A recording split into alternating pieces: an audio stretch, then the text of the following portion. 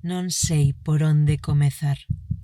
Logo de tanto tempo intentando o mesmo, tras moitos anos unha adoita ao piloto automático. Pero ese día foi diferente. Ese día salvamos o futuro, salvamos o pasado e, en definitiva, salvamos o tempo. Comezou como un día calquera. Deixei unhas pistas espalladas polo pasado para que se realizase a xuntanza que eu quería nun momento exacto. Porque aínda non o dixen, eu son do futuro e teño unha misión, pero logo falamos diso. E aquí estaban, unhas persoas escollidas polas súas cualidades e uns científicos tolos. Logo de viaxar a distintas épocas, podo afirmar unha cousa. Os científicos sempre están tolos. Aquí vedes ao líder dese grupo de científicos. Unha persoa particularmente tola, sempre acompañada do seu Padawan C2. Empregou dinámicas moi curiosas para introducir física e mentalmente a esta xente nun proxecto científico que aínda non coñecen. Viaxar no tempo. Non vos dixen que estas imaxes, esta xuntanza, proveñen do ano 2020, célebre pola pandemia de coronavirus, de aí que toda a xente leve a boca tapada. Logo apareceron dúas rapazas que me interesaban moito para este proxecto. A rapaza de azul, Abby, unha cativa cunha sensibilidade especial, e a do callado Cristal, unha rapaza moi nova, pero con moito mundo por diante.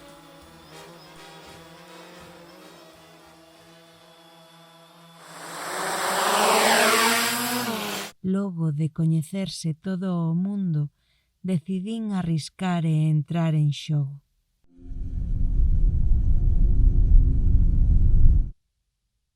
O meu nome é Samsara e teño unha gran responsabilidade. No futuro existe unha enfermidade que está a acabar con todo, o esquecemento branco. Eu fun das poucas que puido permanecer con memoria. Dinlle ao científico o meu diario. Aí estaban escritos os meus recordos e todo o que ia a acontecer. Para demostrar que non estou tola e que son unha viaxeira no tempo, tiven que empregar a caixa de Hawking. Non estades preparados para entendelo. Durante anos percorrín o pasado para levar a cabo a miña documentación e poder voltar ao meu presente con estas imaxes rexistradas para que non se esqueza o pasado. 2020 era un dos escasos anos que me faltaban por rexistrar e por iso animeime a intentalo. Pero alí sucedeu algo que aínda non entendo. Conseguín documentar cunhas fotografías unha evidencia. Un rostro repetido na historia. Un rostro idéntico ao do rei Alfonso II, o fundador do Camiño de Santiago. Este rostro puiden velo nunha guerra prusiana na Primeira Guerra Mundial, colaborando cos nazis na Segunda, na prisión de Guantánamo. Quen era ese home? Ese rostro difuso, esa identidade que semellaba tan flexible. A miña intención era facelo aparecer, pero de súpeto sufrín un dos meus ataques onde perdo a vista durante un tempo. Precisaba unha herba especial que non deron encontrado. Pero a cambio atoparon un callado, moi necesario para encontrar o camiño. O tempo recuperei a vista e os dirixín cara a esta porta, tan solitaria como vermella. A miña intención era facer aparecer ao mesmísimo rei Alfonso II a través dunha fenda temporal.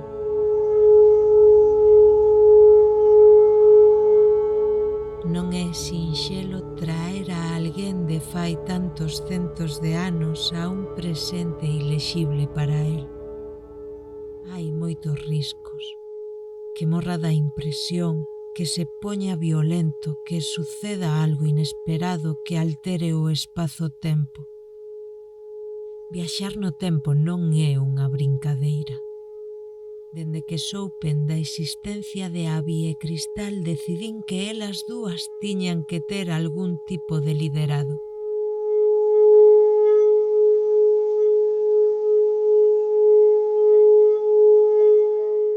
Tanto por seguridade como polas súas cualidades persoais. É algo difícil de explicar. Son sensacións.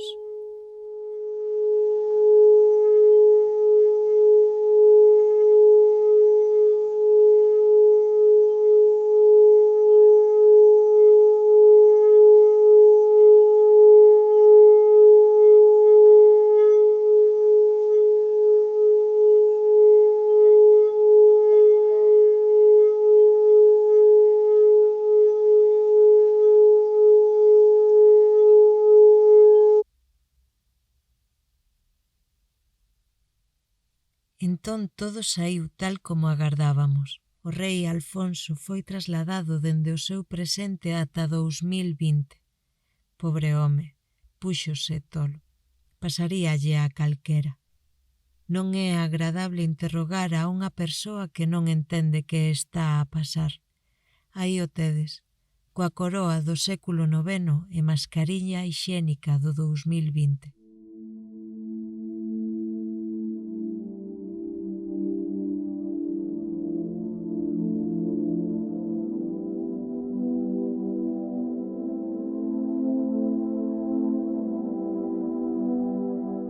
Tras momentos de moita confusión, incluso de violencia, como podedes ver, por fin puidemos establecer certo diálogo, pero o rei seguiu a estar pouco colaborativo.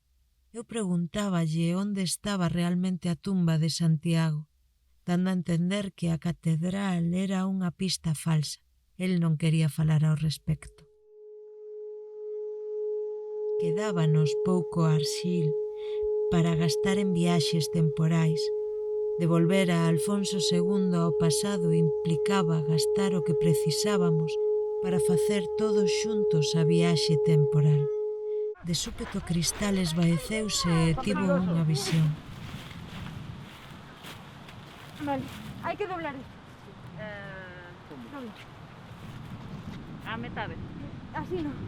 No, ten que ser entre dúas personas con a parte máis blanda do corpo de cada unha.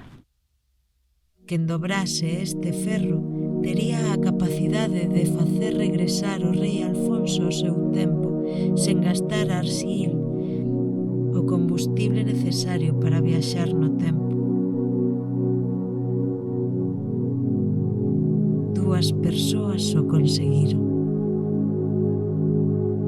Cando o rei esvaeceu de cansanzo, os axudantes dos científicos aproveitaron para rexistralo e atoparon que tiña unha pista consigo, un papel que semellaba unha especie de albarán relacionado coa compra de wolframio para os nazis.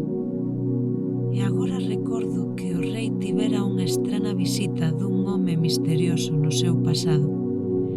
Os meus documentos da historia son privilexiados. Entón vino claro. Esas coordenadas sería o tempo a onde viaxaríamos todas xuntas, 1943. Finalmente Alfonso puido regresar á súa época, xa máis calmo, pero aturdido por todo o que lle pasara. Dinlle unha pilula para que esquecera todo o que acababa de vivir.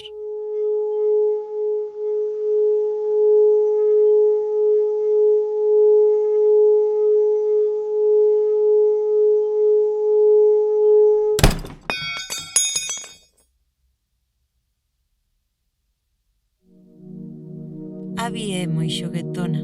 Debería pasar por alto que faga trasnadas coa coroa de Alfonso, pero cando a puxo, dinme conta de que había unha conexión nada inocente. Diso falaremos máis adiante.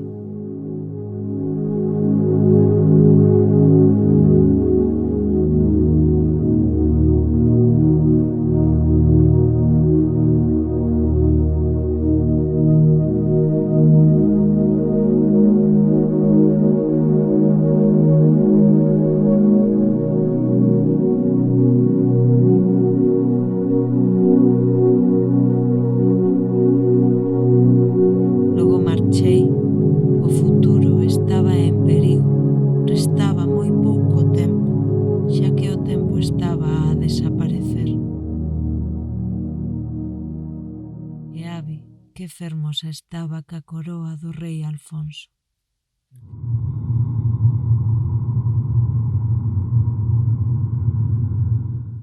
Estas persoas resultaron ser moito máis aventureiras do que xamais imaginei. Non contas con ir ata 1943 polas boas cun grupo de descoñecidos. Pero así foi. Grazas a Abby, Cristal e todo este grupo de persoas con ganas de acceder ao descoñecido, animeime a cruzar con todos eles o portal do tempo. Antes de atravesalo, tiven que deixar claras as regras para viaxar no tempo. Non alterar nada, pase o que pase. Moverse con moita lentitude para non cambiar o tempo. E falar cada vez máis baixo. De súpeto estábamos por fin en 1943. Todos sentíamos unha anguria terrible, pero intentábamos que non se notase. O lugar semellaba moi hostil e era moi silencioso, aínda que ás veces soaba un aparato de radio do que proviña unha música que eu nunca escoitara. O camiño de luz permitía correxir o efecto que viaxar no tempo produce na visión, protexendo ao grupo de non perder a vista. Como a min me acontece. De calquer recuncho poden aparecer ameazas. Segundo os meus apuntamentos do meu diario, o home que buscamos é o home que visitou a Alfonso II. De súpeto, Cristal sufriu un novo esvaecemento e informounos dalgo que percibira nese instante. Nesa casa había alguén que semellaba ter o esquecemento branco nas súas mesmísimas mans. Pasase o que pasase, non podía detectar a nosa presenza na casa. Estaba clara a misión. Só podíamos tocar o que xa tocara ao home escuro. Era fascinante estar nesa casa tan antiga. Teño que recoñecer que viaxar no tempo é algo que desgasta o ánimo. A responsabilidade é inmensa e a sensación de estar en perigo constante, pero ao mesmo tempo catar outras épocas, poder ulilas, velas, escoitalas, poder acceder de verdade ao que soamente coñeces por medio de rexistros. É unha sensación indescriptible. Nós puidémolo comprobar de primeira man, aínda que ás veces escoitábamos sons moi perturbadores que non sabíamos de onde viñan ou, o máis terrible, alarmas que avisaban de ataques aéreos.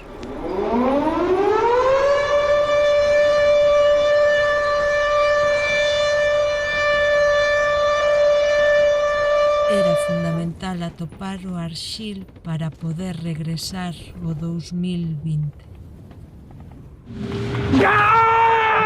No, es broma, es broma, es broma. Vale, encontrado. ¿Qué es?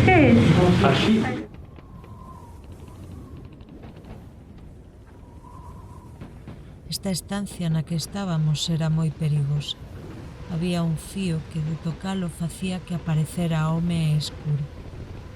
Por desgraza, a Abby tocouno e sucedeu algo que non puiden parar a tempo. O home escuro era unha figura viva dun tempo difuso. Semellaba moi perigoso. Automáticamente facíanos sentir un medo terrible,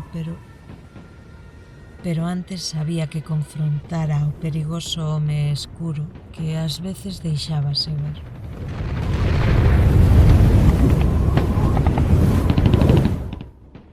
Tamén albiscábamos moito pesar, moita tortura no seu ser. É difícil de explicar. As imaxes non conseguen transmitir o que pasou polos nosos corazóns cando apareceu. O medo é iso. Algúns dos nosos compañeiros non o fixeron ben e acabaron contaxiados polo esquecemento branco. De súpeto, o home escuro fuxiu con Cristal. A recente pero intensa conexión e amizade entre ela e Abby fixérase tan grande que esta última non o puido soportar. Foi difícil controlala. É moi sensible. Ten un gran corazón tan grande como o medo que sentiu ao ver desaparecer a súa amiga. Sentín moito medo, pero unha vez máis albisquei que dentro de Abby había algo moi grande agardando por aparecer. Algún tipo de cualidade descoñecida. Estaba tan perdida como os demais. Pero o home escuro deixara esquecido algo unha vez máis. O seu diario. Uns fumos na procura de Cristal. Outros, aínda que estaban consternados, tiñan que atopar a Arxil para regresarse todo saía ben. Naquel momento, estaba convencida de que a morte estaba moi perto de todos nós. Sentínme responsable en certa maneira. Responsable do falecemento dunha rapaza incrible e da inmensa dor de Abby. De súpeto vino claro. Abby, coa súa coroa, albergaba unha forza inexplicable. Deixeime levar pola miña intuición e animei a que toda a xente compartira a súa forza con Abby para animala, para ver que pasaba. En medio da dor xurdiu un fermoso sentimento de comunidade. Foi así como Cristal regresou. O que estábamos a vivir estaba por riba da ciencia. Era algo novo.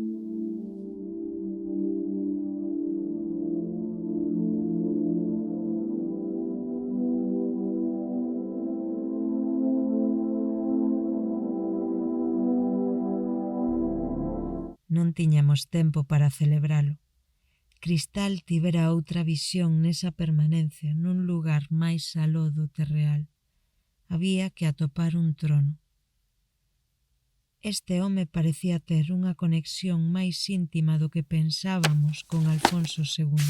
Moitas das claves do diario do home escuro tamén ían nesa dirección. Estábamos totalmente perdidas.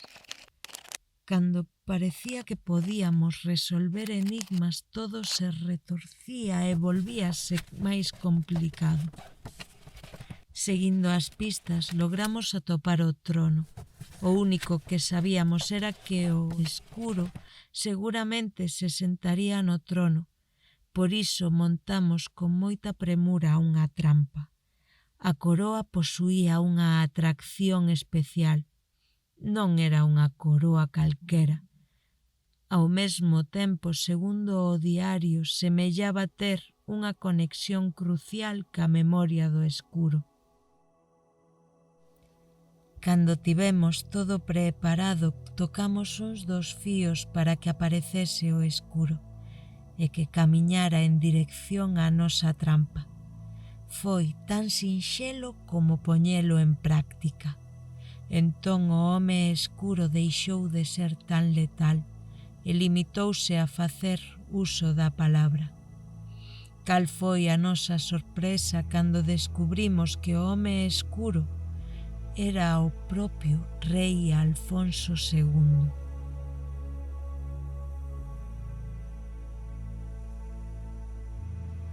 Alfonso perdera a tumba o día que se atopou consigo mesmo. Adicou a súa eternidade a fabricar unha máquina do tempo, a ser un pioneiro involuntario. Puido ser eterno grazas ao conxuro dunha meiga. Eu comezaba a sentirme moi feble. Sentía a desaparición do tempo moi próxima. Abby levaba consigo unha urna que alterou a Alfonso. Déralla á súa avoa. Foi entón como entendimos que Abby formaba parte da solución. A tumba nunca deixara de pertencer a Abby. Abby, sen sabelo, custodiara ela e os seus antecesores un dos maiores segredos da historia. Abby e Cristal foron a un recuncho e nel abriron a urna e comprobaron que, en efecto, alí estaba a tumba de Santiago. Nos seus últimos instantes, Alfonso tivo ánimo para comentar que todo poder ten que ser compartido. El foi un monarca solitario. Abi ten a Cristal, a súa conselleira, o seu corazón. Con boa compañía a tumba estará ben custodiada. Soamente restaba algo máis. Morrer. A eternidade é un problema, é unha tentación. Non son puro. Pide para aquí atrás, pide para aquí atrás. Son un cobarde. Pero se te pueden perdonar los pecados. Que alguén me axude, por favor. Alfonso, eres un cobarde, ¿cómo te vas a Quen me matar? pode axudar? Un home tomou a tráxica decisión atravesar o corpo de Alfonso coa súa propia espada.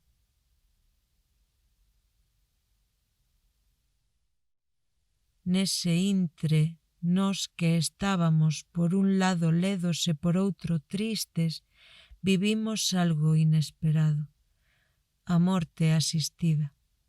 Alfonso animouse a tomar uns pós máxicos coa capacidade de repetir o conxuro que lle dera a inmortalidade. Era a única maneira de voltarse mortal.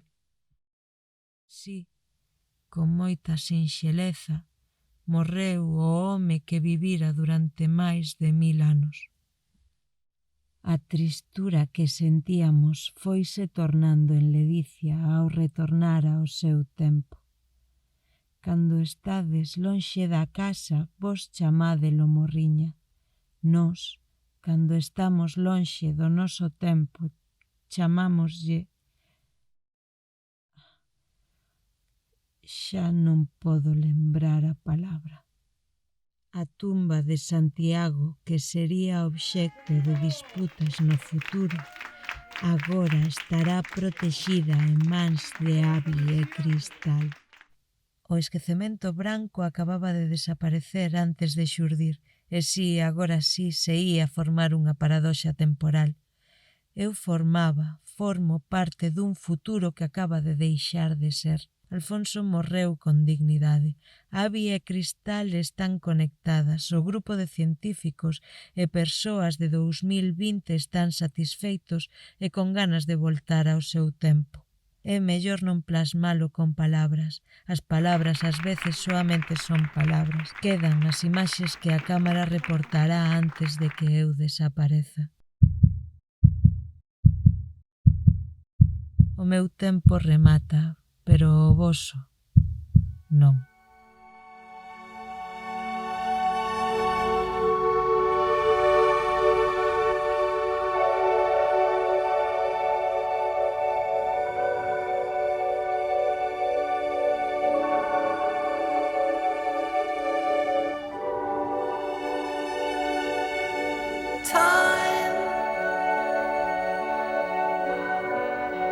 All the long red lines that take control of all the smoke like streams that flow into your dreams. That big blue open sea